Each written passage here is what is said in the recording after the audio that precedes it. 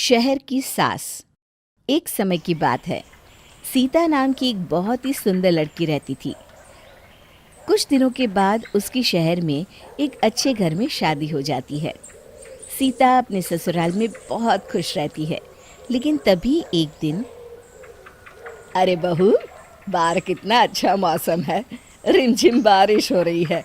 जरा रसोई घर में जाकर गर्मा गर्म पकोड़े तो तल कर ला। तेरे हाथों से बने पकोड़े भी खा कर देखती हूँ, अच्छे तो बनाती है ना। हाँ माँ जी, अभी बना कर लाती हूँ। इतना कहकर सीता रसोई घर में चली जाती है। थोड़ी देर के बाद सीता गर्मा गर्म पकोड़ों से भरी प्लेट अपनी सास के सामने रख देती है। सीता की सास जैसे ही एक पकौड़ा उठाकर खाती है, अरे ये क्या पकोड़े बनाए हैं तूने, इतना ज्यादा तेल। अरे ना समझ, तुझे तो जरा भी अकल नहीं है। अरे घर का सारा तेल उठाकर कढ़ाई में डाल दिया क्या तूने? सीता घबराकर अपनी सास से माफी मांगती है। मुझे माफ कर दीजिए माँ जी। सीता की सास बहुत गुस्से में थी। अरे मैं तो पहले से ही अपने बेटे की शादी गांव की लड़की से करने के खिलाफ थी। पता नहीं कौन सी मनहूस घड़ी थी जो मेरी मति मारी गई थी, और मैं तुझे अपनी बहू बना कर ले आई, जिसे ढंग से खाना भी बनाना नहीं आता। अब खड़ी खड़ी मेरा मुंह क्या देख रही है? हटा तेरे पकड़े यहाँ से। सीता प्लेट उठाकर बिना कुछ कहे चुपचाप वहां से चली जाती है। एक दिन सीता घर का काम कर रही होती है। तभी पड़ोस की एक औरत वहां आती है और सीता की सास से कहती है, अरे रमेश की माँ, आज मेरे पोते का जन्मदिन है, तुम शाम को केक खाने आ जाना, और हाँ, अपनी बहू को भी जरूर से लेती आना। हाँ हाँ बिरजे की माँ, ये भी कोई बोलने की बात है, मैं जरूर आऊंगी। फिर पड़ोस की औरत वहां से चली जाती है।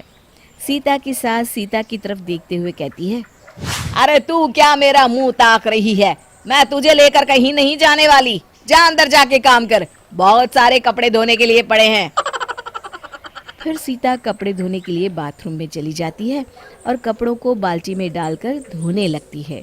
तभी उसकी सास वहां आ जाती है और गुस्सा करते हुए कहती है, अरे बेवकूफ लड़की, तुझे किसने कहा था इस तरह से कपड़े धोने के लिए? जब घर में वॉशिंग मशीन पड़ी है तो कपड़े उसी में धोने चाहिए ना। इस तरह तो तू घंटों तक बाथरूम में ही कपड़े धोती रहेगी। ये भगवान, तुझे तो जरा भी अकल नहीं है। तभी सीता कहती है, लेकिन माँ जी, मुझे वॉशिंग मशीन में कपड़े धोने नहीं आते। अरे तो मुझसे पूछ लेती, लेकिन तुझे समझा कर क्या फायदा, आखिर तू है तो गांव की ही। अरे जरा सुधा की बहू को देख, हर काम में तेज है, सारा मोहल्ला उसकी तारीफ करता है। सुधा बड़ी किस्मत वाली है जो उसे भगवान ने ऐसी बहू दी। पता नहीं भगवान की मेरे साथ क्या दुश्मनी थी जो तुझे मेरी बहू बनाकर भेज दिया। अब चल खड़ी खड़ी मुंह मत ताक मेरा, मैं सुधा के घर जाकर आती हूँ। इतना कहकर सीता की सास वहां से चली जाती है। फिर उसी शाम जब रमेश घर आता है तो उसके चेहरे पर उदासी देखकर माँ उससे पूछती है, अरे बेटा रमेश, क्या बात है, आज बड़ा उदास लग रहा है। तेरी तबीयत तो ठीक है ना बेटा? क्या बताऊं माँ, पिछले कुछ महीनों से अपनी दुकान घाटे में चल रही है। दुकान का काम बढ़ाने के लिए मैंने जो कर्जा लिया था उसका ब्याज भी मैं टाइम पर नहीं दे पा रहा हूँ। अगर इसी तरह चलता रहा तो हमें अपनी दुकान बंद करनी पड़ेगी। इतना कहकर रमेश उदास होकर अपने कमरे में चला जाता है।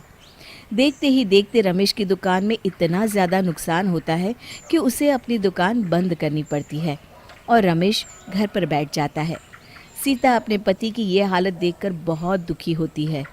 दूसरी तरफ सीता की सास भी अब कुछ बुझी बुझी सी रहने लगती है और कर्जे की चिंता में दिन रात परेशान रहती हैं। फिर एक दिन लालाजी रमेश के घर आते हैं। अचानक लालाजी को देखकर सीता की सास चौंक जाती है और लालाजी से कहती है, अरे लालाजी, आप अचानक घर पर क्यों आ गए?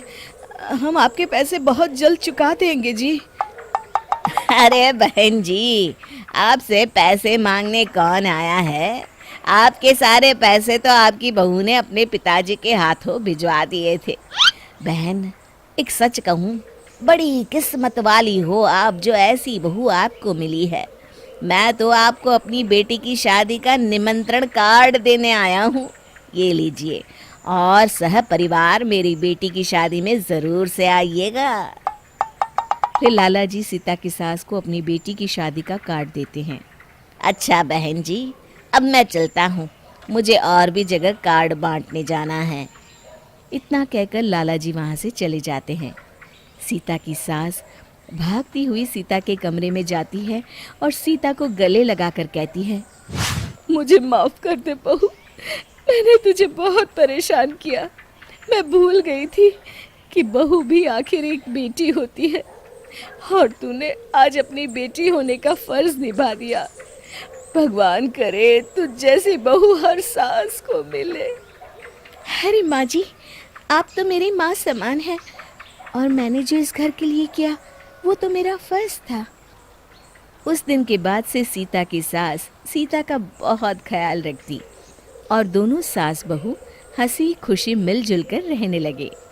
शिक्षा, वक्त पड़ने पर हमारे रिश्ते ही हमारे काम आते हैं।